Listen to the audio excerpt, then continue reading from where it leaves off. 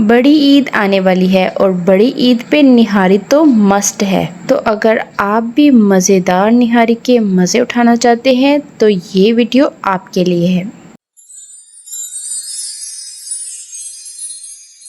अस्सलाम वालेकुम, कैसे हैं आप सब। तो आज मैं आपको बताऊंगी बहुत ही आसान तरीके से निहारी बनाने का तरीका।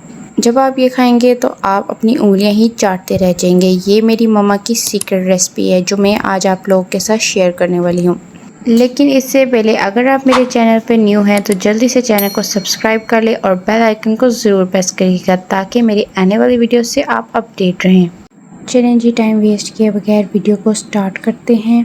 तो आपने एक देचके में पानी लेना है, इतना पानी लेना है कि उसके अंदर गोश्त डिप हो जाए।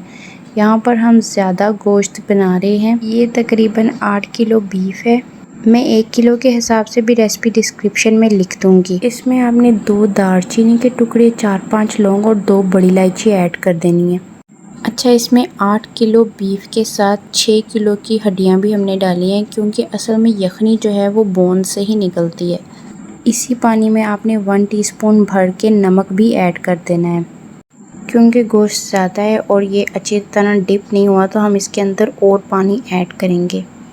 यहाँ पर टिप की बात यह है कि अगर आपका भी गोश्त मेरी तरह फ्रीज़ हो और इसकी लिड से ये बंद ना हो रहा हो तो आप कोई भी परात रख के इसको कवर करके पकने के लिए रख सकते हैं। गोश्त को आपने हल्की आंच पे पकने के लिए रखना है और ध्यान से किसी कपड़े की मदद से खोल के चेक करते रहना है। 3-4 घंटे के बाद गोश्त जब गल जाएगा तो गोश्त को आपने बाहर निकाल देना है और हड्डियों को आपने मज़ीद पकने देना है ताकि इसकी यखनी अच्छी तरह से निकल जाए।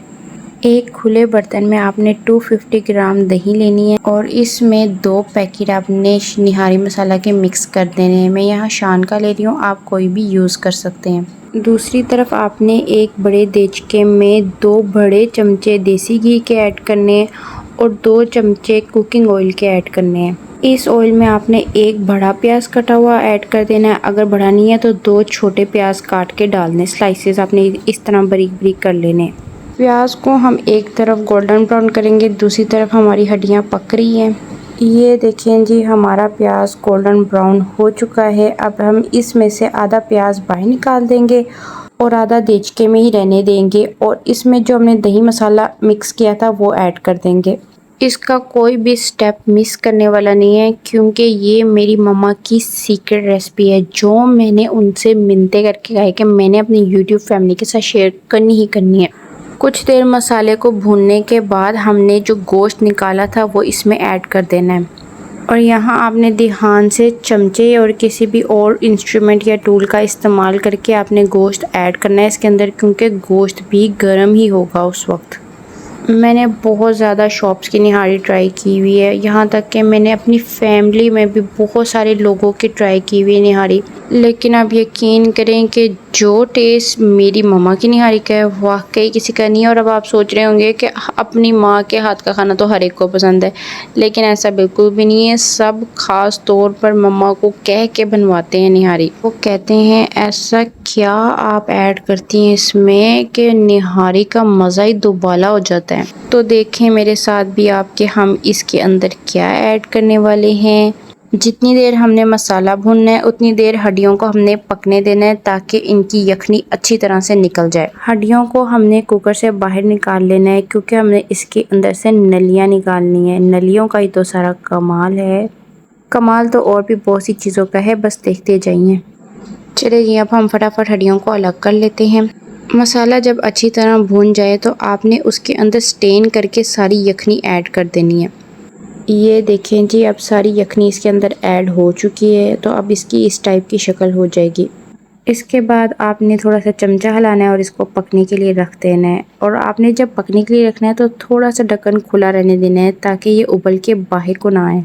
जब तक हमारी निहारी पक रही है तब तक हम नलियों को निकाल लेते हैं। वैसे ये भी एक सेटिस्फाइंग प्रोसेस ही होता है। क्या आपको नलियाँ पसंद है? कमेंट सेक्शन में ज़रूर बताइएगा क्योंकि मेरी सिस्टर को तो ये खाना बहुत ज़्यादा पसंद है लेकिन मुझे नहीं। 15 मिनट निहारी को पकाने के बाद आपने इसके अंदर जो हमने प्याज अलग किया था वो अब इसके अंदर ऐड कर देना है। लेकिन ध्यान रहे कि सारा प्याज ऐड नहीं करना है, ये थोड़ा सा आपने गार्निशिंग के लिए भी बचा लेना है। اب اس کو اچھی طرح سے مکس کر لیں۔ مجھے پتا ہے کہ آپ یہ ریسپی کو بہت زیادہ انجوائے کر رہے ہیں، اور اگر آپ نے یہاں تک میری ویڈیو دیکھی ہے تو کائنڈلی چینل کو جلدی سے سبسکرائب بھی کر لیں۔ دوسری طرف باؤل میں ہماری نلیاں بھی تیار ہو چکی ہے۔ اب ہم گارنشنگ پروسیس کی طرف چلتے ہیں۔ گارنشنگ میں ہمارے پاس ہے براؤن انین، اور یہ ادرک کو ہم نے جولین کٹ کیا ہے، اور ہری مرچیں گول گول کاٹی ہے۔ آپ اپنی مرضی سے جیسے چاہے گارنشنگ کر سکتے ہیں۔ اچھا، آپ نے اس مومنٹ پہ جب ہم بھون رہے تھے نا، اس کو آپ نے چیک کر لینا ہے۔ اگر آپ کو پھیکا لگے نا تو آپ نے اپنے حساب سے مرچیں ایڈ کر لینی ہے۔ جتنی دیر ہماری نہاری پک رہی ہے، ہم آٹے کا مٹیریل تیار کر لیتے ہیں۔ یہاں پر 2 کپس ہم نے آٹے کے لیے ہیں، اور اس کو ہم پانی کے اندر مکس کریں گے۔ ابھی ہم نے آدھا آٹا ڈالا ہے، آدھا ہم بعد میں ڈالیں گے، کیونکہ اگر ایک ساتھ ساری چیز ڈال دو نا تو گٹھلیاں بن جاتی ہے۔ یہ آپ نے ہمیشہ یاد رکھنا ہے، کوئی بھی چیز آپ نے پانی میں مکس کرنی ہے تو اس میں آپ کو ہلکا ہلکا تھوڑا تھوڑا کر کے ایڈ کرنا ہے، تاکہ گٹھلیاں نہ بنیں۔ اگر پانی کی مزید ضرورت ہو تو آپ ایڈ کر لیے گا۔ یہ ہم نے اپنا سارا آٹا اس میں مکس کر لیا ہے۔ یہ 8 سے 10 لیمن کا جوس ایک باؤل میں نکال لیا ہے۔ اب یہ جو لیمن کا جوس ہے نا، یہ ہم نے اپنے شوربے میں ایڈ کر دینا ہے۔ لیموں کا رس ہم بعد میں ڈالیں گے، پہلے ہم نے آٹے کا جو لیکوڈ مکسچر بنایا تھا وہ ایڈ کرنا ہے، اور دھیان رہے کہ یہاں گٹھلیاں نہ بنے۔ تھوڑا تھوڑا کر کے ایڈ کریں اور ہلاتے جائیں۔ یہ دیکھیں ہم کس طرح سے ایڈ کر رہے ہیں، اور اس مومنٹ پہ آپ نے بالکل بھی چھوڑنا نہیں ہے، ہلاتے رہنا ہے، ہلاتے رہنا ہے، کیونکہ اگر یہاں پہ گٹھلی بن گئی نا تو کام خراب ہو جانا ہے آپ کا۔ آٹا تو ہم نے ڈال لیا ہے، اور ہم ساتھ ساتھ اس کو ہلاتے بھی رہے ہیں۔ اب جب یہ مناسب حد تک گاڑھی ہو جائے تو آپ نے اس کو ہلانے کے بعد اس کو کور کر کے دم دے دینا ہے۔ 15 منٹ تک اس کو ہلکی آنچ پہ پکنے دینا ہے۔ چلیں جی، دم تو ہو چکا۔ اب اس کے اندر اپنا لیموں کا رس ایڈ کر دیتے ہیں۔ بس یہ ہمارے لاسٹ سٹیپس ہی چل رہے ہیں۔ نلیاں جو نکالی تھی وہ بھی اس کے اندر ساتھ ہی ایڈ کر دیں۔ ہم نلیوں کو بھی اچھی طرح سے نہاری میں مکس کر لیتے ہیں، تاکہ اچھی طرح آپس میں ایک دوسرے کے ساتھ مرج ہو جائے۔ دین سوری، ابھی ہماری نہاری ریڈی نہیں ہے، پھر اس کو ہم نے پکنے کے لیے رکھ دینا ہے۔ یس، تھوڑی دیر پکانے کے بعد ہماری نہاری ریڈی ہے۔ اب اس کو آپ کسی بھی اچھے سے برتن میں سرو کریں۔ جب آپ کوئی بھی گرم چیز کسی بھی برتن میں ڈالیں تو اس کے نیچے ٹرے رکھ لیا کریں، کیونکہ ظاہری بات ہے کہ وہ برتن گرم ہو جائے گا اور پھر آپ سے اٹھایا نہیں جائے گا۔ And obviously these all tips are my mother's، میں اتنی ایکسپرٹ کہاں ہوں۔ اب اپنی نہاری کو اچھی طرح سے گارنش کریں، سبز مرچیں ڈالیں، ادرک ڈالیں، جیسے مرضی اس کو اپنی مرضی سے گارنش کریں۔ نہاری تو ایک دم ریڈی ہے، تو اب میں اس کو آپ کو کھا کے بتاتی ہوں کہ یہ کیسی بنی ہے۔